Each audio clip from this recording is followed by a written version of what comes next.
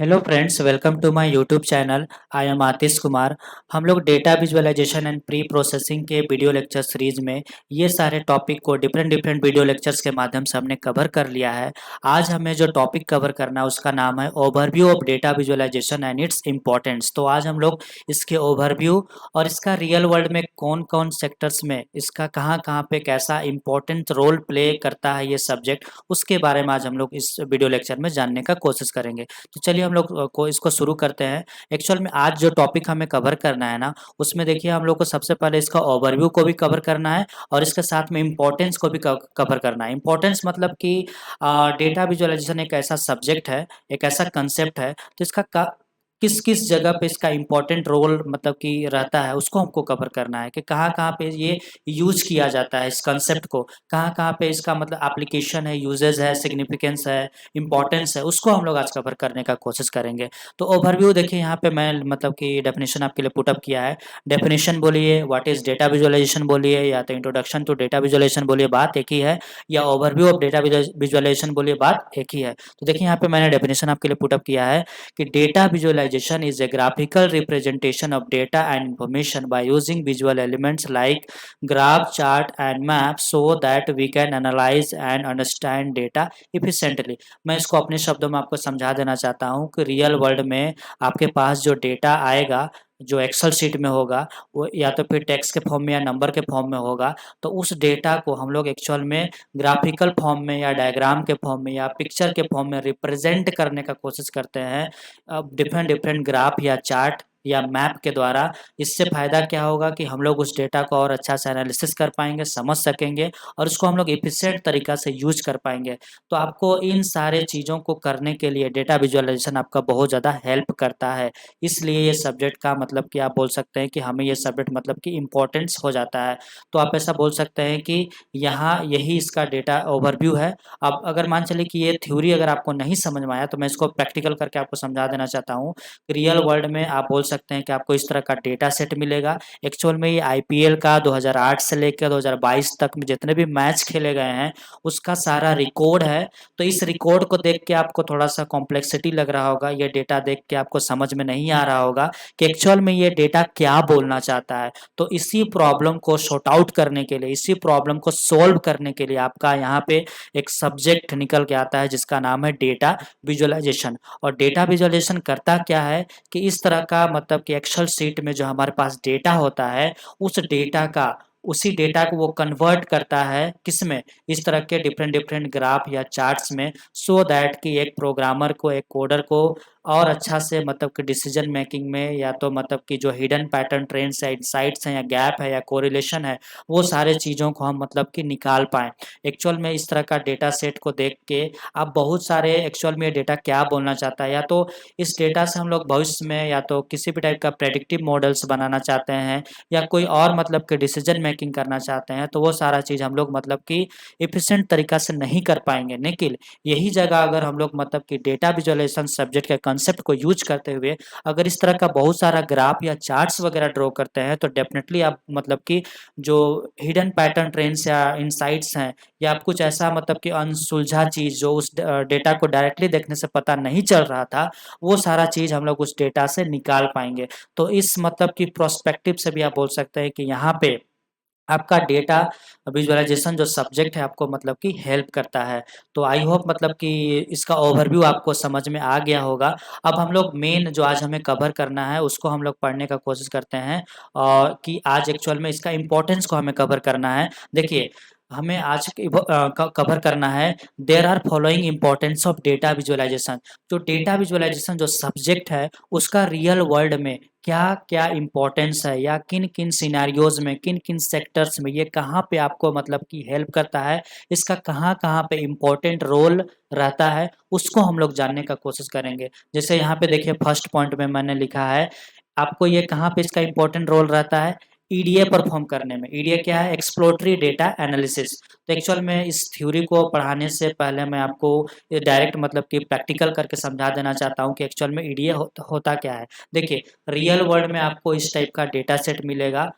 ये आईपीएल का data set है और आपको इस टाइप का दिखेगा, मतलब कि ये एक्चुअल में मूवी का डेटा सेट है। मतलब कि बॉलीवुड में जितने भी मूवीज़ बने हैं उनका मतलब कि ये सारा रिकॉर्ड है कि किसको कितना रेटिंग मिला, कौन-कौन से वहाँ पे एक्टर काम किए, मतलब कौन सा ईयर में वो मूवी रिलीज़ हुआ, और यहाँ पे देखिए सारे मूवीज़ का नाम है। तो इस टाइप का डेटा मतलब कि बॉलीवुड सेक्टर में भी मतलब कि मेंटेन किया जाता है, सो दैट कि भविष्य में मतलब कि और अच्छा मूवीज़ वगैरह बन के आए। क्योंकि इस तरह का डेटा रहेगा तभी तो आप मतलब कि एनालिसिस कर पे जो कमी है, जो गलती मतलब कि हमें पास्ट टाइम में हुआ है उसको आप सुधार पाइएगा। तो इस तरह का डेटा बॉलीवुड सेक्टर में वो मतलब कि मेंटेन करके चलते हैं। तो आपको क्या करना है, आपको इस तरह का डेटा सेट पे एज ए प्रैक्टिस पर्पस पे हम लोग मतलब कि देखिए ईडीए वगैरह कैसे परफॉर्म करते हैं। देखिए मैं आपको थोड़ा सा विजुअलाइजेशन दिखा देना चाहता हूँ कि अभी मैंने आपको थोड़ा देर बहुत से पहले जो ग्राफ वगैरह दिखाया, तो आपको तो लग रहा होगा कि डायरेक्ट वो ग्राफ हम लोग बना लेते हैं या बनता होगा, लेकिन एक्चुअल में ऐसा होता नहीं है। एक्चुअल में वो जो ग्राफ वगैरह आप जो देख रहे हैं ना, एक्चुअल में देखिए आपको यहाँ पे एक चीज़ समझना होगा। रियल वर्ल्ड में एक्सेल शीट में डेटा आपको इस तरह से मिलेगा, और आपको करना क्या है, डेटा विजुअलाइजेशन का कंसेप्ट को यूज करके इस तरह का ग्राफ वगैरह बनाना है। लेकिन ये ग्राफ एक्चुअल में बनेगा कैसे, या तो एक्सेल से बनेगा, एक्सेल मतलब कि जो हम लोग यूज करते हैं उससे बनेगा, या तो हम लोग इस तरह का ईडीए परफॉर्म करेंगे, और ईडीए में भी हम लोग पाइथन लैंग्वेज को यूज करेंगे। और पाइथन लैंग्वेज में हमारे पास मैटप्लोट्लिब और सीबोर्न जैसा लाइब्रेरीज है, जिसको यूज करते हैं हम लोग बहुत सारा डिफरेंट डिफरेंट ग्राफ या चार्ट को ड्रॉ करने का कोशिश करते हैं। तब जाके देखिए इस टाइप का आपके पास मतलब कि बहुत सारा ग्राफ या चार्ट आपके सामने निकल के आता है। तो आप ऐसा बोल सकते हैं कि ईडीए परफॉर्म करने में डेटा विजुअलाइजेशन का बहुत ज़्यादा इम्पोर्टेंट रोल रहता है। तो देखिए अभी आपको बहुत ज़्यादा कोडिंग पे फोकस नहीं करना है, क्योंकि आप अगर इसके कोडिंग पे भी फोकस करोगे या तो उसको समझने पे आप अपना दिमाग पे ज़्यादा जोर डालोगे, तो हो सकता है कि ये सब्जेक्ट आपको मतलब कि थोड़ा कॉम्प्लेक्स लगे। बस मैं आपको दिखा देना चाहता हूँ कि रियल वर्ल्ड में अगर आपके पास डेटा सेट आएगा तो एज ए बिजनेस एनालिटिस्ट या डेटा एनालिस्ट, या तो फिर आप मतलब कि किसी भी प्रोफाइल के लिए जब आप डेटा को लेके काम करिएगा ना, तो आपको इस टाइप से ईडीए परफॉर्म करना होता है। देखिए जैसे टाइटैनिक का डेटा सेट आपने सुना होगा, जो टाइटैनिक जो जहाज मतलब कि डूब गया था, जिसमें बहुत सारे पैसेंजर्स वगैरह मतलब कि मर गए थे, कोई कोई बचे थे, तो उसके ऊपर ये एनालिसिस किया गया है। तो देखिए इस तरह से हम लोग डेटा सेट को लोड करते हैं, और लोड करने के बाद यहाँ पे देखिए मतलब सर्वाइव मतलब कौन बचा और कौन जिंदा रहा उसको हम लोग 0-1 से रिप्रेजेंट करना है, और कौन टिकट वगैरह, फेयर वगैरह, कैबिन वगैरह, इम्बार्क वगैरह, एज कैसा था, वो मेल था फीमेल था, नाम वगैरह सारा कुछ यहाँ पे मेंशन है। तो इसके ऊपर देखिए मैंने एनालिसिस किया, मैं जब अपने पढ़ने के टाइम में मतलब इस डेटा सेट के ऊपर मैं काम कर चुका हूँ। तो देखिए हम लोग इसके ऊपर बहुत सारा मतलब कि पाइथन के जो कमांड्स हैं या उस लैंग्वेज को यूज करते हुए मैं बहुत सारा देखिए इस तरह का ग्राफ वगैरह हम लोग ड्रॉ करते हैं। यही ग्राफ जो अभी आप यहाँ पे देख रहे हैं, इस टाइप का यहाँ पे देखिए बहुत सारा ग्राफ वगैरह हम लोग मतलब कि ड्रॉ करते हैं, और यही सारा ग्राफ आप मतलब कि यहाँ पे आप देख सकते हैं। ये जो बंदा जिस चीज़ को एनालिसिस कर रहा है या सामने जिस चीज़ को वो विजुअलाइज कर रहा है, वो कहीं न कहीं आपको पाइथन लैंग्वेज को यूज करते हुए, मैटप्लोट्लिब और सीबोर्न जैसा लाइब्रेरी को यूज करते हुए हम लोग इस टाइप का बहुत सारा ग्राफ या विजुअलाइजेशन ड्रॉ करते हैं, और यही चीज़ को वहाँ पे उस पिक्चर में मतलब कि पुट अप किया गया था। तो आप ऐसा बोल सकते हैं कि रियल वर्ल्ड में आपको ईडीए परफॉर्म करने में आपका जो डेटा विजुअलाइजेशन जो सब्जेक्ट है या कंसेप्ट है वो आपको हेल्प करने वाला है। फिर आप ऐसा बोल सकते हैं कि ये मैंने बॉलीवुड डेटा सेट के ऊपर ईडीए परफॉर्म किया है, उसके ऊपर ये प्रॉपर कोडिंग है। तो आप ऐसा समझ सकते, देखिए यहाँ पे हमने डेटा सेट को लोड करते हैं, वही एक्सेल शीट को एज इट इज़ हम लोग को लोड करते हैं, और आगे हम लोग मतलब कि डेटा इस डेटा सेट से या तो इस मतलब कि एक्सेल जो डेटा सेट है इसमें हम लोग बहुत सारा क्वेश्चन के माध्यम से या ग्राफ के माध्यम से बहुत सारा चीज़, इसके जो हिडन पैटर्न ट्रेंड्स है या इनसाइट्स हैं, इसको हम लोग बहुत मतलब डेप्थ में ट्रीटमेंट करते हैं, एनालिसिस करते हैं, सो दैट कि जो एक्सेल शीट को देखने से जो चीज़ हमें समझ में नहीं आ रहा था, वो सारा चीज़ हम लोग मतलब कि इस पाइथन कोडिंग से एनालिसिस करने के बाद हम लोग यहाँ से डिफरेंट डिफरेंट ग्राफ के माध्यम से हम लोग बहुत सारा चीज़ वहाँ से हम लोग निकाल पाएंगे, जो रिलेवेंट इन्फॉर्मेशन है वो लोग निकाल पाएंगे। तो यहाँ पे आपका ईडीए परफॉर्म करने में आप बोल सकते हैं कि डेटा विजुअलाइजेशन सब्जेक्ट आपको यहाँ पे हेल्प करता है, यहाँ पे उसका इंपॉर्टेंट रोल है, आप ऐसा बोल सकते हैं। तो देखिए यहाँ पे मैंने आईपीएल डेटा सेट के ऊपर मतलब कि ईडीए परफॉर्म किया है। जो बंदा या बंदी ड्रीम 11 वगैरह खेलते हैं, तो रियली उनको मतलब कि थोड़ा ईडीए परफॉर्म परफॉर्म करना चाहिए मतलब आईपीएल डेटा सेट पे, सो दैट कि मतलब कि वो डेटा को जो आईपीएल का डेटा सेट है उसके ऊपर अच्छा उसका अंडरस्टैंडिंग हो, और वो जो पैसे वगैरह लगाते हैं या तो जो टीम वगैरह बनाते हैं वो अच्छा टीम वगैरह बना पाएँ। तो आप ऐसा बोल सकते हैं कि रियल वर्ल्ड में जो मतलब कि जो डेट मतलब आईपीएल के जो बहुत अच्छे जो इन्वेस्टर्स होते हैं, जो उसके ऊपर बहुत अच्छा पैसा वगैरह लगाते हैं, जो कंपनी देखिएगा इसके ऊपर बहुत अच्छा डेटा मेंटेन करता है, उसके ऊपर बहुत अच्छा से एनालिसिस करते हैं, तब जाके वो मतलब कि टीम वगैरह बहुत बनाते हैं। तो आप ऐसा बोल सकते हैं कि रियल वर्ल्ड में आपको इस टाइप का ईडीए परफॉर्म करना होगा तो डेटा विजुअलाइजेशन आपको यहाँ पे बहुत ज़्यादा हेल्प करने वाला है। तो मैं बस आपको थोड़ा सा पिक्चराइज करा देना चाहता था, विजुअलाइज करा देना चाहता था कि आप मतलब कि डेटा विजुअलाइजेशन को कहाँ कहाँ पे यूज करते हो, तो हम लोग को ईडीए में उसका यूज देखने को मिलता है। तो वही चीज़ को यहाँ पे एज ए डेफिनेशन लिखा गया है। देखिए, data visualization is heavily used in EDA to understand data distribution relationship between variables and identify potential outliers। मतलब कि ईडीए परफॉर्म करने के बाद हम लोग डेटा को समझते हैं, डेटा का डिस्ट्रीब्यूशन बहुत सारे ग्राफ के माध्यम से डेटा का क्या डिस्ट्रीब्यूशन है उसको हम लोग समझने का कोशिश करते हैं, और वेरिएबल्स के बीच का रिलेशनशिप को निकालने की कोशिश करते हैं। देखिए, रिलेशनशिप बिटवीन वेरिएबल्स का मतलब क्या होता है, मैं आपको यहाँ पे थोड़ा समझा देना चाहता हूँ कि ईडीए में ही हम लोग एक्चुअल में यूनिवेरिएंट, बायवेरिएंट और मल्टीवेरिएंट एनालिसिस करते हैं। यूनिवेरिएंट मतलब क्या होता है कि अगर आप एक सिंगल कॉलम का एनालिसिस कर रहे हैं तो हम लोग उसको बोलते हैं यूनिवेरिएंट एनालिसिस। अगर हम लोग दो कॉलम को एक साथ एनालिसिस कर रहे हैं तो उसको हम लोग बोलते हैं बायवेरिएंट एनालिसिस। अगर हम लोग मल्टीपल कॉलम्स को या तो दो से ज़्यादा कॉलम्स को अगर एक साथ एनालिसिस कर रहे हैं तो उसको हम लोग बोलते हैं आपका मल्टीवेरिएंट एनालिसिस। तो वही चीज़ को इस पॉइंट में बोला जा रहा है। मतलब यहाँ पे जो रिलेशनशिप बिटवीन वेरिएबल्स, वेरिएबल्स मतलब वही कॉलम या तो एट्रीब्यूट का यहाँ पे बात हो रहा है, तो उसके बीच का रिलेशनशिप को हम लोग ईडीए में मतलब कि निकालने का कोशिश करते हैं और आइडेंटिफाई करते हैं। जो आउटलायर्स है या मतलब कि जो भी उसमें गैप वगैरह है उसको हम लोग निकालने का कोशिश करते हैं। तो यहाँ पे आपका मतलब कि डेटा विजुअलाइजेशन आपको यहाँ पे हेल्प करता है, यहाँ पे उसका इंपॉर्टेंस है। यहाँ पे देखिए उसका एग्जाम्पल में लिखा गया है कि एक्चुअल में ईडीए जब आप परफॉर्म करते हैं तो उस टाइम भी आप देखिएगा बहुत सारा विजुअलाइजेशन ड्रॉ करते हैं। आप स्कैटर प्लॉट प्लॉट करते हैं, फिर आपका मतलब कि हिस्टोग्राम प्लॉट करते हैं, box plot, line graph, bar plot. ये सारा जो प्लॉट आप करते हैं ना वो पाइथन लैंग्वेज को यूज करते हुए वहाँ के जो लाइब्रेरीज हैं सीबोर्न या मैटप्लॉटलिब, उसके द्वारा आप बहुत सारे ग्राफ को मतलब कि ड्रॉ कर पाते हैं। तो एक्चुअल में ईडीए में हम लोग मतलब कि जो डिफरेंट डिफरेंट ग्राफ या चार्ट्स वगैरह या जितने भी विजुअलाइजेशन पिक्चर हम लोग यहाँ पे ड्रॉ करते हैं ना, वो आपका मतलब कि डेटा विजुअलाइजेशन के हेल्प मतलब कि मतलब यहाँ पे हम लोग जो कर पा रहे हैं, तो यहाँ पे बोल सकते हैं कि डेटा विजुअलाइजेशन का यहाँ पे इम्पोर्टेंट रोल या यहाँ पे मतलब कि वो as a important role play करता है। तो आई होप मतलब कि इन सारे पॉइंट से या तो मैं अभी आपको जो कुछ भी समझाया उसके माध्यम से आपको ये तो समझ में आ गया होगा कि डेटा विजुअलाइजेशन एक ऐसा कंसेप्ट है जो आपको ईडीए परफॉर्म करने में उसका इम्पोर्टेंट रोल प्ले रहता है। तो अब हम लोग आगे जानने का कोशिश करते हैं कि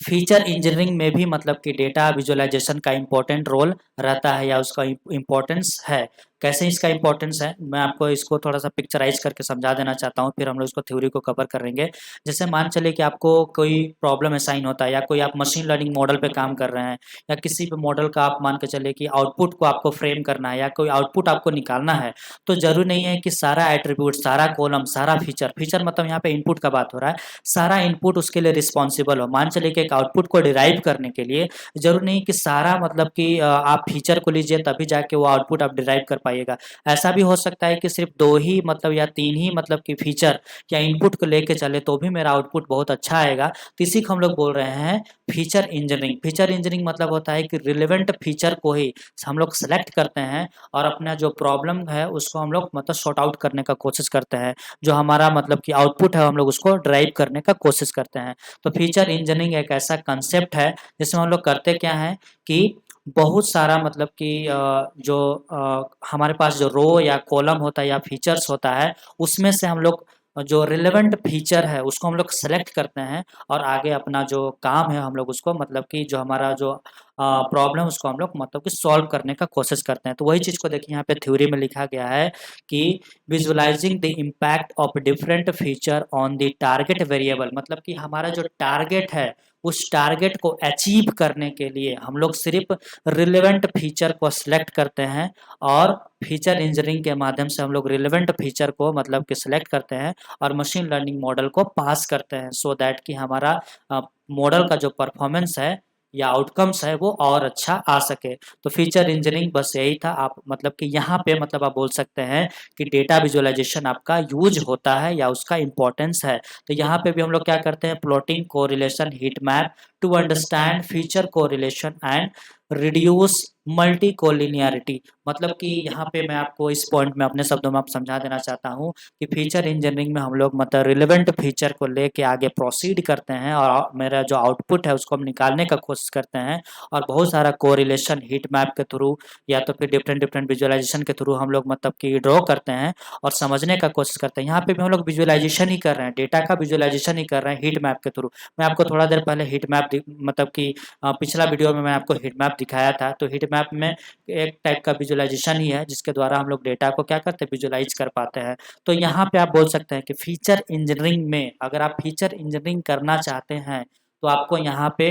डेटा विजुअलाइजेशन का इम्पोर्टेंस आपको देखने को मिलता है। तो यहाँ पे आप बोल सकते हैं कि फीचर इंजीनियरिंग अगर आप करना चाहते हैं तो यहाँ पे आप डेटा विजुअलाइजेशन का कंसेप्ट को यूज करते हैं। यहाँ पे उसका इम्पोर्टेंस है, यहाँ पे उसका यूज है, यहाँ पे उसका एप्लीकेशन है, बोल सकते हैं। अब हम लोग इसका थर्ड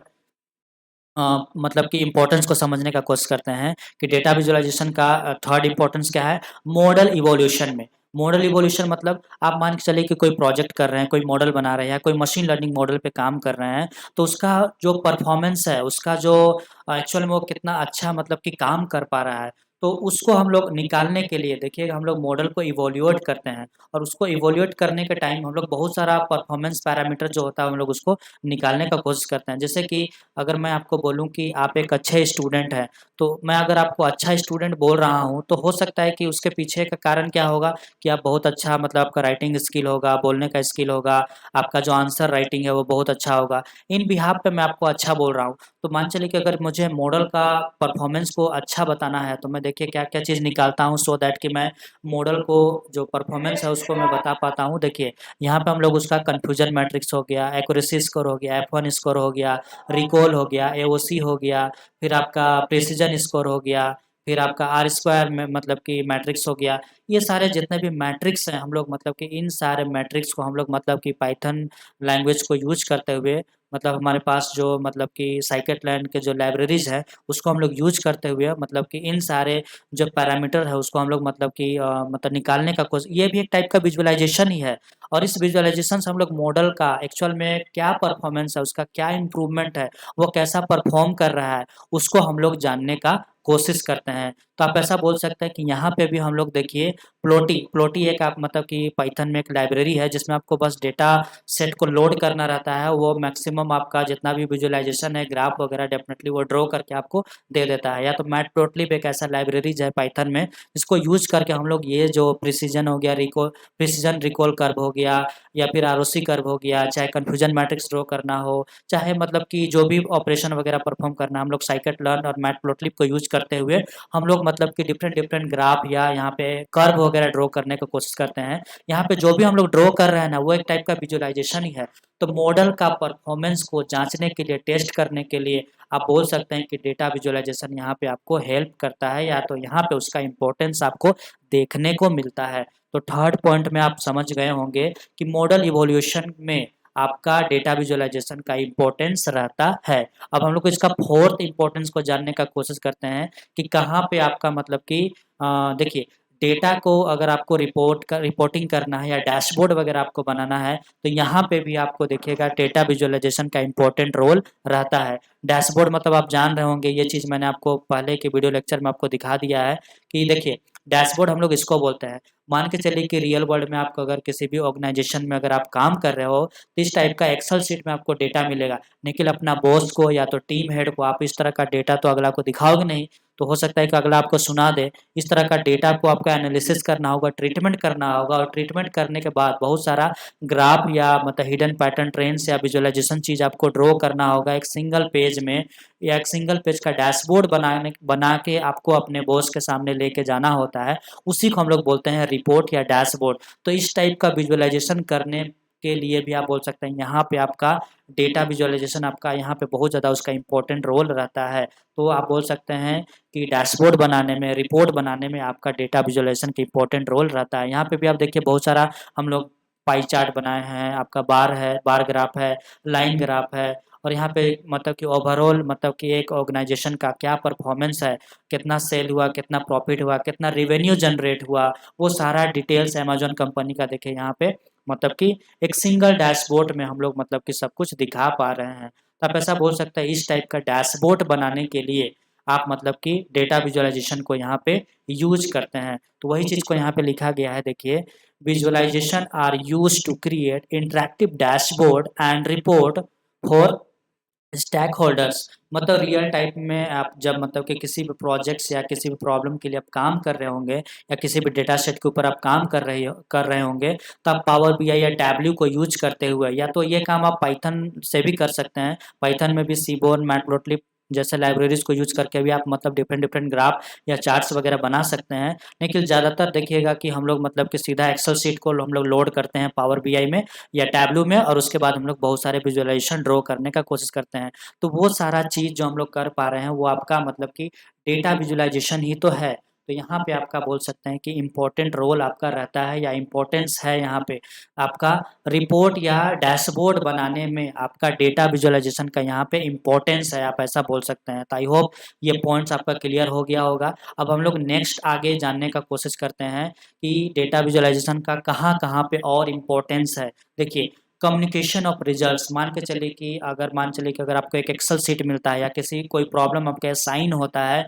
अगर उसके ऊपर आपको एक भाषण देना है, एक प्रेजेंटेशन देना है, तो मान चलिए कि अगर आप बहुत ज़्यादा मतलब कि सिर्फ थ्योरी लिख के जाओगे तो हो सकता है कि अगला जो आप कम्युनिकेशन कर रहे हो, जो कन्वर्स आप कर रहे हो, तो अगला को समझने में मतलब कि दिक्कत हो सकता है, या जो आप रिजल्ट अगला को सिर्फ मतलब कि एक सेंटेंस में या पैराग्राफ में दिखाओगे तो अगला को समझ में नहीं आएगा। तो उन सारे चीज़ों को हम लोग क्या करते हैं कि जब आप मतलब चीज़ों को प्रेजेंट कर रहे होते हो, कम्युनिकेशन कर रहे होते हो, तो उसी टाइम में हम लोग बहुत सारा विजुअलाइजेशन ड्रॉ मतलब करके दिखाते हैं पीपीटी के माध्यम। देखिए, पीपीटी जब हम लोग स्लाइड्स में दिखाते हैं तो उसमें हम लोग बहुत सारा ग्राफ या चार्ट या बहुत सारे पिक्चर्स के माध्यम से अगला को समझाने का कोशिश करते हैं, कम्युनिकेशन करते हैं कि मेरा मतलब कि प्रॉब्लम ये था और मेरा रिजल्ट ये है, इसका आउटकम्स ये है। तो हम लोग अगर उसको जो आउटकम्स है उसको अगर एक सेंटेंस या पैराग्राफ में लिख के समझाएंगे तो हो सकता है कि अगला पीपीटी देख के कुछ नहीं समझ में आएगा। वही पीपीटी में अगर बहुत ज़्यादा पिक्चर या ग्राफ या मतलब कि बहुत सारा मतलब कि विजुअलाइजेशन पिक्चर्स वगैरह हो तो डेफिनेटली अगला को ज़्यादा समझ में आएगा। तो आप ऐसा बोल सकते हैं कि अगर रिजल्ट को कम्युनिकेट करना चाहते हैं अगला को, तो वहाँ पे भी आपका मतलब कि डेटा विजुअलाइजेशन यहाँ पे आपका बहुत ज़्यादा इम्पोर्टेंट रोल प्ले करता है। तो ये फिफ्थ पॉइंट में भी बोल सकते हैं कि यहाँ पे आपका डेटा विजुअलाइजेशन का रोल रहता है, यहाँ पे आपका डेटा विजुअलाइजेशन का यूज होता है। तो आप ऐसा बोल सकते हैं कि वही चीज़ को यहाँ पे लिखा गया है कि data visualization play a crucial role in communicating the result of data science project to both technical and non technical audience. तो मान के चलिए कि आप अपने ऑडियंस को, अपने क्लाइंट्स को जब आप समझा रहे होगे ना, जब उसको डील करके बता रहे होगे कि मेरा प्रोजेक्ट का ताकत ये है, हम लोग ये करने वाले हैं, उसके रिजल्ट्स को, उसके आउटकम्स को जब आप समझा रहे होगे, तो उस समय समझाने के दौरान आप डिफरेंट डिफरेंट ग्राफ को, डिफरेंट डिफरेंट रिजल्ट को ग्राफिकल फॉर्म में, पिक्चर के फॉर्म में जब आप अगला को समझाते हो तो डेफिनेटली अगला को और ज़्यादा समझ में आता है। तो वो यहीं पे आप बोल सकते हैं कि इन सारे चीज़ों को करने के लिए आप डेटा विजुअलाइजेशन का कंसेप्ट को यहाँ पे अप्लाई कर रहे हैं,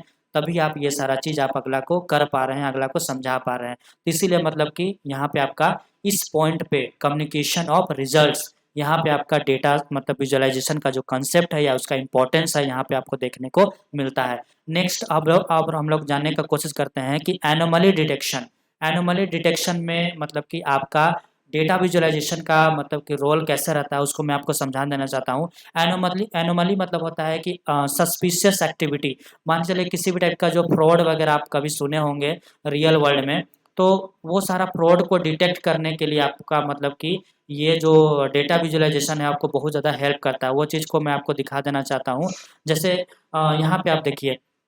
ये एक्चुअल में मतलब कि एनोमली डिटेक्शन को लेके मतलब कि एक विजुअलाइजेशन मेरे को मिला नेट में, तो मैं वही चीज़ को आपको दिखा रहा हूँ कि मान के चलिए कि आप अगर कोई एक मॉडल बना रहे हैं और वो मॉडल में जितने भी मेंबर हैं, मान चले कि वो सारे नॉन मेंबर हैं, तो एक्चुअल में उनका जो ग्राफ जाएगा ना, वो देखिएगा कि लीनियर या तो सब एक आस-पास में होंगे। लेकिन मान के चलिए कि कोई एक अनऑथराइज्ड मेंबर आता है और मेरे सिस्टम को अगर एक्सेस करने का कोशिश करता है, तो हो सकता है कि उसका देखिएगा जो वो एक आउटलायर की तरह ट्रीट होगा। और जब मतलब कि जो मैं ग्राफ वगैरह जब ड्रॉ करूँगा, विजुलाइज़ करूँगा, तो देखिएगा कि वो मतलब कि हो सकता है कि मेरे जो रेगुलर कस्टमर थे या तो जो मेरे रेगुलर क्लाइंट थे, उनसे वो हट के मतलब कि शो होगा। तो इस तरह का चीज़ों को मतलब कि प्रेज़ेंट करने के लिए आप बोल सकते हैं कि एनोमली को डिटेक्ट करने के लिए आपका मतलब कि इस टाइप का पिक्चराइज़ करने के लिए, विजुलाइज़ करने के लिए आप बोल सकते हैं कि यहाँ पे आपका जो डेटा विजुअलाइज़ेशन का जो कांसेप्ट है, यहाँ पे आपका यूज़ होता है। देखिए एक्चुअल में एनोमली मतलब होता है कि फ्रॉड या सस्पिशियस एक्टिविटी को मतलब कि डिटेक्ट करने के लिए। मान चलिए कि कोई एक प्लेटफ़ॉर्म है, कोई एक एप्लीकेशन है, वहाँ पे जितने भी मेंबर उस प्लेटफ़ॉर्म या एप्लीकेशन को यूज़ करते हैं, सब रजिस्टर्ड मेंबर हैं। तो मान चलिए कि रजिस्टर्ड मेंबर अगर मतलब कि जितना बार भी लॉगिन करे या लॉग आउट करे, तो अगर मान चलिए कि मैं उसको 1 मंथ में अगर उसका ग्राफ वगैरह ड्रॉ करूँगा, तो डेफ़िनेटली मुझे मतलब उसमें कोई दिक्कत मतलब कि नहीं नज़र आएगा। लेकिन मान चलिए कि अगर वो प्लेटफ़ॉर्म को, उस ऐप को अगर कोई जो बंदा रजिस्टर्ड नहीं है, मतलब कि वो मतलब कि अनरजिस्टर्ड मतलब मेंबर है, अगर वो उसको मतलब कि किसी मतलब कि तरीक़ा से अगर एक्सेस करना चाहता है, तो उस चीज़ को देखिएगा जब मैं 1 मंथ के बाद अगर कोई ग्राफ वगैरह ड्रॉ करूँगा, तो वो एक आउटलायर की तरह ट्रीट होगा, वो एक एनोमली होगा। तो वो जब ग्राफ वगैरह हम लोग ड्रॉ करेंगे, तो देखिएगा वो एक आउटलायर की तरह वहाँ पे ट्रीट होगा। या तो फिर मान चलिए कि मैं आपको एक और सिनेरियो डिस्कस करना चाहूँगा। एनोमली मतलब क्या होता है या तो आउटलायर मतलब क्या होता है? आउटलायर को मतलब रिप्रेजेंट करने में आपका डेटा विजुअलाइज़ेशन आपका यहाँ पे बहुत ज़्यादा हेल्प करता है। मान के चलिए कि जनरली एक इंसान 100 साल तक जीता है, ऐसा मैं अभी मान के चल रहा हूँ।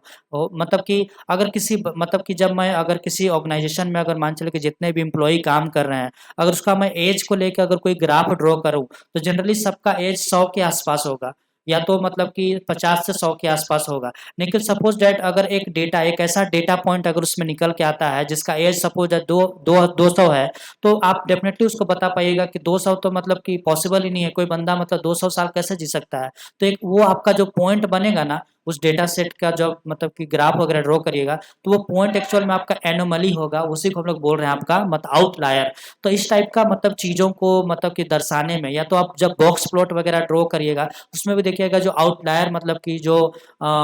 मतलब कि बाहर मतलब कि डेटा सेट से, या तो जहाँ पे हम लोग जो ग्राफ वगैरह बनाते हैं, वहाँ से जो हट के बनता है, उसको उसको रिप्रेजेंट करने में आपका मतलब कि डेटा विजुअलाइज़ेशन आपको बहुत ज़्यादा हेल्प करता है। तो एनोमली को डिटेक्ट करने में जो मतलब कि अनऑथराइज्ड एक्सेस है या सस्पिशियस एक्टिविटी है, या उस चीज़ को हमको मतलब कि विजुअलाइज़ करने में आपका डेटा विजुअलाइज़ेशन जो सब्जेक्ट है, यहाँ पे बहुत ज़्यादा इम्पोर्टेंट रोल प्ले करता है। देखिए यहाँ पे उसी चीज़ को लिखा गया है कि visualisation can be used to detect anomalies और outliers in data which is crucial for task like fraud detection और क्वालिटी कंट्रोल। मान चलिए किसी भी टाइप का फ्रॉड को लेके या क्वालिटी कंट्रोल के लेके आप जब ग्राफ वगैरह ड्रॉ करते हैं, तो उसमें देखिएगा मतलब कि कुछ ऐसा चीज़ जो मान के लीजिए कुछ ऐसा जो वहाँ पे नहीं होना चाहिए, देखिएगा आउटलायर्स जनरली आपका जो ग्राफ वगैरह जब आप ड्रॉ करिएगा, तो उससे वो हट के मतलब प्रॉपर्टीज़ उसका रहेगा, तो उसी को हम लोग बोल रहे हैं आपका एनोमली। तो एनोमली डिटेक्शन में आपका डेटा विजुअलाइज़ेशन बहुत ज़्यादा आपको हेल्प करता है। तो आप बोल सकते हैं कि यहाँ पे आपका डेटा विजुअलाइज़ेशन आपको बहुत ज़्यादा हेल्प करता है। तो आई होप मतलब कि ये इसमें भी हम लोग करते क्या है, आप बहुत मतलब कि ग्राफ वगैरह ड्रॉ करते हैं या प्लॉटिंग करते हैं, जिसके बिहाफ पे हम लोग मतलब कि एनोमली या आउटलायर्स को ड्रॉ करके बता पाते हैं कि ये मेरा आउटलायर है, इससे हमें सावधान रहना चाहिए या इसे हमें रिमूव करके आगे बढ़ना चाहिए या फर्दर एनालिसिस करना चाहिए। तो आई होप मतलब कि एनोमली डिटेक्शन में आप समझ सकते हैं कि यहाँ पे आपका जो डेटा विजुअलाइज़ेशन का कांसेप्ट है, आपका यहाँ पे इम्पोर्टेंट रोल प्ले करता है। यहाँ पे या एनोमली डिटेक्शन में डेटा विजुअलाइज़ेशन का इम्पोर्टेंट रोल रहता है या इम्पोर्टेंस है। अब हम लोग मॉडल इंटरप्रेटेबिलिटी में आप बोल सकते हैं कि इसका और इम्पोर्टेंस को हम लोग जानने का कोशिश करते हैं। देखिए इंटरप्रिटेशन मतलब क्या होता है कि चीज़ों को लिंक करना। जब आप किसी मॉडल को जब आप बिल्डअप करिएगा या बनाइएगा, तो उस समय देखिएगा कि आपको बहुत सारा मतलब कि चीज़ें मतलब कि पहले से निकालना होगा, सो दैट कि आप उसके बिहाफ पे मॉडल को लिंक कर पाओगे। तो मान के चलिए कि आप जब मॉडल वगैरह पे चाहे भी उसके मशीन लर्निंग मॉडल वगैरह पे जब आप काम करोगे, तो देखिए यहाँ पे लिखा गया है कि विजुअलाइजेशन टेक्निक है जिसमें हम लोग मतलब कि एसएचएपी प्लॉट्स वगैरह या पार्शियल डिपेंडेंसी डिपेंडेंसी प्लॉट्स वगैरह के हेल्प से मतलब कि चीज़ों को interpreting the behaviour to complex machine learning model, मतलब कि हम लोग के पास ऐसा विजुअलाइजेशन हम लोग ड्रॉ करते हैं, बहुत सारा ग्राफ या तो फिर हम लोग मतलब कि चार्ट्स वगैरह ड्रॉ करते हैं, उसके बिहाफ पे हम लोग मतलब कि मशीन लर्निंग मॉडल को और मेरे जो प्रॉब्लम है उसको हम लोग मतलब कि दोनों को रिलेट कर पाते हैं, दोनों को हम लोग मतलब कि इंटरप्रेट कर पाते हैं। उसी चीज़ के उस चीज़ में भी आप बोल सकते हैं कि वहाँ पे हम लोग बहुत सारा जो यहाँ पे देखिए यहाँ पे लिखा गया SHAP प्लॉट और पार्शियल डिपेंडेंसी प्लॉट, ये जो प्लॉट्स है ना, मैं आपको थोड़ा सा दिखा देना चाहता हूँ कि ये प्लॉट्स जनरली मतलब कि किस टाइप का दिखता है। देखिए ये जो आपका प्लॉट्स है ये इस टाइप का मतलब कि प्लॉट्स वगैरह हम लोग मतलब कि डिज़ाइन करने का कोशिश करते हैं। तो इस टाइप का प्लॉट्स में आप मतलब कि हम लोग ये डिसाइड करने का कोशिश करते हैं कि फर्दर हमें मॉडल को किस टाइप से मतलब कि आगे मतलब कि इंटरप्रेट करना चाहिए, लिंक करना चाहिए। तो उस सिनेरियो में भी आप बोल सकते हैं कि आपको ये जो डेटा विजुअलाइजेशन जो कंसेप्ट है या सब्जेक्ट है उसका इम्पोर्टेंट रोल आपको यहाँ पे देखने को मिलता है। तो using SHAP values to visualize feature importance and understanding model prediction in Python. तो मान के चलिए कि मॉडल वगैरह को जब आप प्रिडिक्ट करिएगा या तो फिर कोई मतलब कि मॉडल वगैरह बिल्डअप करिएगा, तो उस समय जनरली आपको बहुत सारे चीज़ों को मतलब कि इंटर रिलेट करना होता है, बहुत सारी चीज़ों को इंटरप्रेट करना होता है, सो दैट कि आप एक अच्छा मॉडल बना पाइएगा। तो वहाँ पे भी आपको बहुत सारे विजुअलाइजेशन ड्रॉ करना होता है। तो वही जो विजुअलाइजेशन वगैरह आप ड्रॉ कर रहे हैं ना मॉडल को अच्छा बनाने के लिए, उसी चीज़ को यहाँ पे मतलब कि बोला जा रहा है। अब हम लोग आगे जानने का कोशिश करते हैं कि मान के चलो कि जियो स्पेशियल डेटा एनालिसिस, ये चीज़ हमने पिछला वीडियो लेक्चर में भी कवर किया था कि सपोज डैट मान के चलिए कि अगर आप मतलब कि डेटा को अगर आप मतलब कि लोकेशन वाइज जियोग्राफिकल डेटा अगर इस टाइप का चीज़ को अगर आप मतलब कि रिप्रेजेंट करना चाहते हैं, तो वहाँ पे भी आप देखिएगा डेटा आपका मतलब कि जो आप मतलब विजुलाइज कर रहे हैं या ड्रॉ कर रहे हैं, बहुत सारा जो ग्राफ लोकेशन बेस्ड हो या एरिया वाइज या जियोग्राफिकल एरिया वाइज जो आप मतलब कि डेटा को रिप्रेजेंट कर रहे हैं, वहाँ पे भी आप जो रिप्रेजेंटेशन कर पा रहे हैं, डेटा को विजुलाइज कर पा रहे हैं, तो यहाँ पे भी आप बोल सकते हैं कि डेटा विजुअलाइजेशन का जो सब्जेक्ट है आपको बहुत ज़्यादा हेल्प करता है। मैं आपको थोड़ा सा दिखा देना चाहता हूँ, ये चीज़ मैंने आपको पिछला वीडियो लेक्चर में दिखाया भी था कि सपोज डैट मान के चलिए कि देखिए यहाँ पे हम लोग डेटा को क्या कर रहे हैं कि सपोज डैट इंडिया का मैप या जो इंडिया में जनरली 28 राज्य हैं, तो सारे राज्यों को दर्शाने के लिए मैं डिफरेंट डिफरेंट कलर्स का यूज कर रहा हूँ। तो यहाँ पे इस टाइप का रिप्रेजेंटेशन या ऑल ओवर इंडिया या ऑल ओवर मान के चलिए वर्ल्ड का अगर मैं बात करूँ, तो जितने भी कंट्रीज हैं सारे चीज़ को दिखाने के लिए मैं दर्शाने के लिए बहुत सारे कलर्स को यूज कर रहा हूँ। तो इस टाइप का चीज़ को हम लोग मतलब कि बोलते हैं आपका मतलब कि जियो स्पेशियल मतलब कि डेटा विजुअलाइजेशन। तो यही चीज़ को यहाँ पे इस मतलब कि पॉइंट्स में समझाने का कोशिश किया गया है कि जियो स्पेशियल डेटा एनालिसिस में हम लोग क्या करते हैं कि डेटा को मतलब कि लोकेशन बेस्ड एरिया वाइज या ज्योग्राफिक एरिया में हम लोग डेटा को रिप्रेजेंट करने का कोशिश करते हैं। और ये जो रिप्रेजेंट कर रहे हैं यही तो है आपका डेटा विजुअलाइजेशन। डेटा को हम लोग डिफरेंट डिफरेंट मतलब कि पिक्चर के फॉर्म में या तो मैप के थ्रू या मानचित्र के द्वारा हम लोग मतलब कि लोकेशन बेस्ड, जैसा मतलब कि इंडिया का मानचित्र है या वर्ल्ड का मानचित्र है, उसी फॉर्मेट में हम लोग डेटा को क्या कर रहे हैं, लोकेशन बेस्ड मतलब कि रिप्रेजेंट कर रहे हैं डिफरेंट डिफरेंट कलर्स के माध्यम से या तो और भी मतलब कि जो पैरामीटर्स हैं उसके माध्यम से हम लोग जो रिप्रेजेंट कर रहे हैं, जो डेटा को विजुलाइज कर पा रहे हैं, वही आपका क्या है, जियो स्पेशियल डेटा एनालिसिस। तो यहाँ पे भी आप बोल सकते हैं कि आपका डेटा विजुअलाइजेशन का जो सब्जेक्ट है उसका यूज या एप्लीकेशन या सिग्निफिकेंस या इम्पोर्टेंस आपको देखने को मिलता है। 9th नंबर में और आगे देखिए कि its main importance to solve complex problem decision making and used to find hidden pattern trends insights gap correlation outliers from data। इसका अगर मैं अब और एक लाइन में मतलब लास्ट समरी के तौर पर अगर आपको बता देना चाहता हूँ कि डेटा विजुअलाइजेशन जो सब्जेक्ट है वो सब्जेक्ट का मेन इंपॉर्टेंस क्या है कि जो कॉम्प्लेक्स प्रॉब्लम है वो प्रॉब्लम को सॉल्व करना, इस तरह का जो डेटा सेट है उस डेटा सेट को देख के जो कॉम्प्लेक्सिटी है उसको सॉल्व करना, उस कॉम्प्लेक्सिटी को सॉल्व करना और उसको अगर हम लोग सॉल्व कर पाएंगे तो होगा क्या कि हम लोग उसमें डिसीजन ले पाएंगे, उसके hidden pattern trends insights gap correlation outliers वगैरह जो गैप है उसको हम लोग आइडेंटिफाई कर पाएंगे। तो इन सारे चीज़ों को करने में आपका मतलब कि डेटा विजुअलाइजेशन आपको बहुत ज़्यादा हेल्प करता है। इसलिए भी आप बोल सकते हैं कि यहाँ पे आपका डेटा विजुअलाइजेशन सब्जेक्ट का बहुत ज़्यादा इंपॉर्टेंस आपको देखने को मिलता है। तो आई होप मतलब कि 9 पॉइंट्स के माध्यम से हमने मतलब कि जो डेटा विजुअलाइजेशन जो सब्जेक्ट है उसके इम्पोर्टेंस को कवर किया। अब हम लोग नेक्स्ट वीडियो में इसका एडवांटेज, डिसएडवांटेज और डेटा विजुअलाइजेशन के जो स्टेप्स हैं उनको हम लोग कवर करने का कोशिश करेंगे। आई होप आज का जो वीडियो लेक्चर है आपको समझ में आया होगा, और नहीं समझ में भी आएगा तो कोई बात नहीं है, आप इसको एक बार फिर से देखिएगा और थोड़ा सा चीज़ों को पिक्चराइज करके इमेजिनेशन करने के मतलब करके थोड़ा समझने की कोशिश करिएगा। क्योंकि कभी कभी होता है कि कोई चीज़ डायरेक्ट अगर आपको नहीं समझ में आ रहा है तो आप उसको थोड़ा इमेजिन करके पढ़िए। और ये जो यहाँ पे जो मैंने आपको थ्योरी प्रोवाइड किया है, जो आपको मतलब कि कंटेंट प्रोवाइड किया है, उसको आप पढ़िए और थोड़ा सा इमेजिन करिए, थोड़ा पिक्चराइज करके पढ़ने का कोशिश करिए। डेफिनेटली आपको समझ में आ जाएगा कि एक्चुअल में डेटा विजुअलाइजेशन का कहाँ-कहाँ पे इम्पोर्टेंस रोल है, कहाँ-कहाँ पे ये अपना इम्पोर्टेंट रोल प्ले करता है। तो आई होप आज का वीडियो लेक्चर आपको समझ में आ गया होगा। अब हम लोग नेक्स्ट टॉपिक में नेक्स्ट वीडियो में मिलते हैं। ठीक है, थैंक यू। आज के वीडियो लेक्चर के लिए बस इतना ही। ठीक है, नेक्स्ट वीडियो में हम लोग नेक्स्ट टॉपिक के साथ मिलेंगे, और नेक्स्ट टॉपिक जो होगा आपका एडवांटेज ऑफ डेटा विजुअलाइजेशन के ऊपर होगा। Thank you.